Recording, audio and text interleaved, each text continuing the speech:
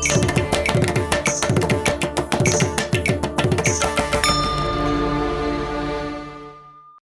பார்வதி வதஜே அரஹர மகாதேவா. தென்னாடுடைய சிவனே போற்றி, எந்நாட்டவர்க்கும் இறைவா போற்றி. மக்கள் தொலைக்காட்சி நேயர்களுக்கு வணக்கம்.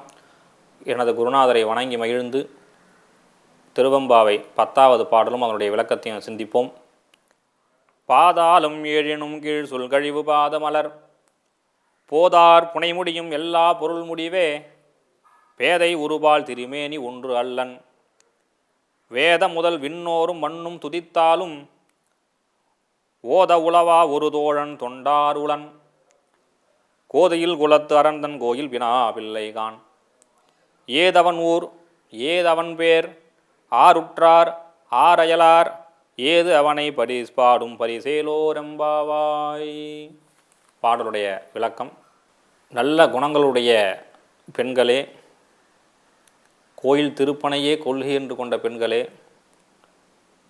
சிவபெருமானுடைய பாதம் கீழ் லோகத்தில் 7 லோகம் கீழே இருக்குது, மேல் லோகம் 7 இருக்குது. அந்த கீழ் லோகத்தில் இருக்கக்கூடிய 7 லோகத்துக்கு கீழே இருக்கக்கூடிய அந்த பாதமலரை யாராலையுமே பார்க்க முடியாது. அப்பேற்பட்ட ஒரு பரமசிவனவர் கருணாமூர்த்தி. அவருக்கு உற்றார் யார், உறவினர் யார், நண்பர்கள் யார் அப்படின்னு எதுவுமே அவருக்கு கிடையாது. ஞானிகளும் தேவர்களும் தான் அவருடைய பக்தர்கள்.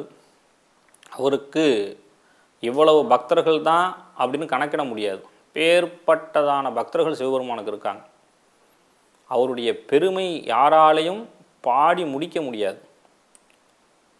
எல்லை கடந்தவர். அவர் ஒரு கோட்டில் ஒரு இடத்துல இப்படி தான் அவர் அளவிடவே முடியாது. அவர் அவ்வளோ பெரியவர்னு நம்ம கணக்கு பண்ணவும் முடியாது.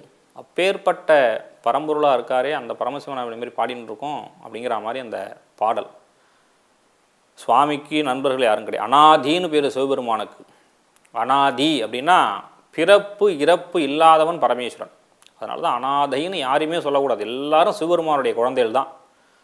அனாதை அப்படிங்கின்னு இந்த உலகத்தில் யாருமே கிடையாது, எந்த ஜீவராசியுமே கிடையாது. அப்பேற்பட்ட ஒரு கருணாமூர்த்தி. அவருக்கு எவ்வளவு பக்தர்கள் என்றைக்கு சொல்ல முடியுமா? ஆனால் இப்படிலாம் சுவாமி இருக்கார் இல்லையா? அப்போ சுவாமி எப்படி இருக்கணும்? ஒரு பெரிய மாளிகையில் இருக்கணும் இல்லையா? அவருக்கு ஏகப்பட்ட ரெஸ்ட்ரிக்ஷன், நிறைய பிஏவோடு அப்படி இருக்கணும் இல்லையா? ஆனால் சுவாமி எப்படி இருக்காராம்? என்ன வஸ்திரம் தரிச்சுட்டு இருக்காரு? மான் தோல் வஸ்திரம், கழுத்தில் ஒரு பாம்பு. நம்ம என்ன பூ வச்சுப்போம்? இப்போ பெண்கள்லாம் என்ன பூ வச்சுப்பா?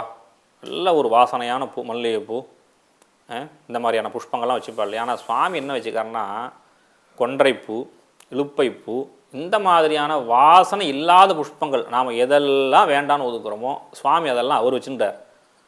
இந்த மாதிரி ஒரு எளிமையான ஒரு மனுஷனை பார்க்க முடியுமா? எப்பேற்பட்ட ஒரு கருணாமூர்த்தி. ஆனால் அவர் நம்ம கடவுளாக இருக்கார். அப்பேற்பட்ட கடவுளை காண்பது தான் நம்ம வாழ்க்கையினுடைய பிறவி நோக்கமாக இருக்கும். மயானத்தில் இருக்காரியா? ஏசி படுக்க உண்டா அவருக்கு?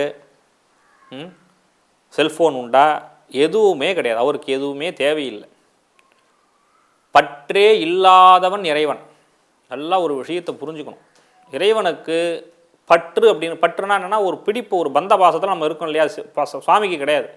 என்னங்க இப்படி சொல்கிறீங்க? அப்போ சுவாமிக்கு நம்ம மேலாம் பாசம் கிடையாதுன்னா? நம்ம மேலாம் பாசம் கிடையாது அவருக்கு. என்ன புதுமையான ஒரு கதையை சொல்கிறீங்க அப்படின்னா, சுவாமி நம்ம மேலே பாசம் வச்சாருன்னா நினச்சி பாருங்க. கோயிலில் போய் ஒரு ஒருத்தன் திருடுறான், அவனுக்கும் சுவாமி அதுக்கு கொடுக்குறார். அவனு மேலேயும் இப்போ பாசம் வைக்கிறான்னு அர்த்தமாக கிடையாது. அவன் பற்றே இல்லாதவன். அவனுடைய குழந்தைகள் எல்லாருக்கும், யாராருக்கு அவனுடைய கர்ம வினைப்படி வாழ்க்கை அமையுதோ அந்த கர்ம வினைப்படி அவனுடைய வாழ்க்கையை கொடுக்கறதான் சுவாமிக்கு வேலை. யாதனின் யாதனின் நீங்கியான் நோதல் அதனின் அதனின் இளன்கிறார் வள்ளுவர். தேவார திருவாசகத்தை தான் பாட முடியல, படிக்க முடியல. திருக்குறளையாச்சும் பசங்களுக்கு சொல்லிக் கொடுங்க. அவ்வளோ விஷயங்கள் இருக்குது அதில். திருக்குறள் குழந்தைகள் படிக்கிறது, அதுக்கு அர்த்தம் தெரியல, ரொம்ப கஷ்டமாக இருக்குது. யாதனின் யாதனின் நீங்கியான் நோதல் அதனின் அதன் இல்லைன்னா, நீ எது மேலே ஆசை வைக்கிறியோ அதனால தான் உனக்கு துன்பம் அப்படிங்கிறார் வள்ளுவர்.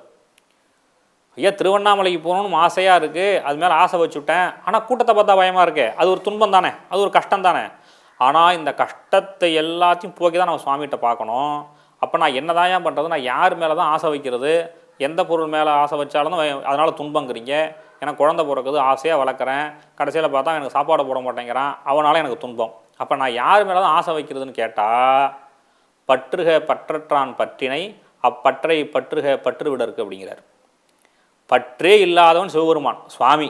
நீ யாரு மேலேயும் பந்தபாசம் வைக்காத, சிவபெருமான் மேலே உன்னுடைய பந்தபாசத்தை காட்டு. ஏன்னா அவனுக்கு தான் பற்று யாருக்கும் கிடையாது. நீ அவனை திட்டலாம், அவனை என்ன வேணாலும் செய்யலாம், கொஞ்சலாம், பாடலாம், மகிழலாம், எல்லாம் செய்யலாம். அவனுக்கு யார் மேலுமே கற்று கிடையாது. பற்றே இல்லாதவன் மேல் பற்று வைக்கிறது தான் சிறந்த பாசம் அப்படிங்கிறார் வள்ளுவர். ஆக நாம் வைக்க வேண்டிய பற்று, நாம் வைக்க வேண்டிய பக்தி, நாம் செலுத்த வேண்டியது அன்பு எல்லாம் யார்கிட்டன்னு கேட்டாக்கா சிவபெருமான்கிட்ட தான் போய் நம்ம அதெல்லாம் செய்யணும். சுவாமி தான் நமக்கு எல்லாமே. மொத்தம் 7 விதமான தரிசனம். உலகத்துக்கு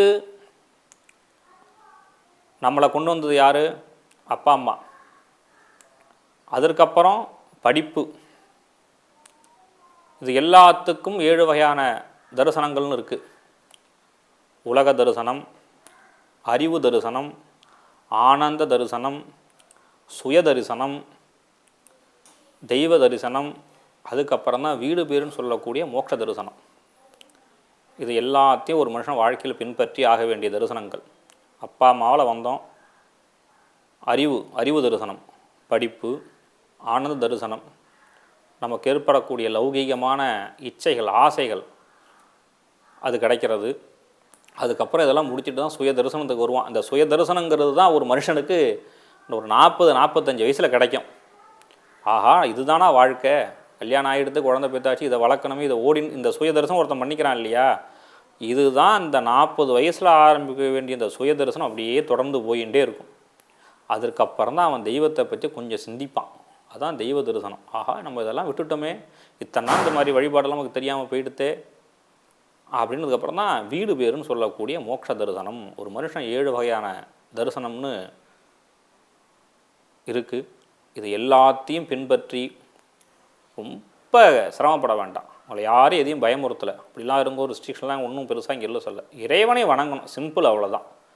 தேவார திருவாஜ திவ்ய பிரபதங்களை நிறைய பாராயணம் பண்ணுங்க, நிறைய படிங்க. இதுதான் இதனுடைய தத்துவார்த்தம். மீண்டும் நாளைய தினம் உங்களை சந்திக்கின்றோம். எல்லாம் உள்ள இறைவன் உங்களுக்கு எல்லா விதமான செல்வங்களையும் அளிக்கட்டும் என்று நாங்கள் எல்லாரும் பிரார்த்தனை பண்ணிக்கிறோம். நம்ம பார்வதி வதஜே அரஹர மகாதேவா.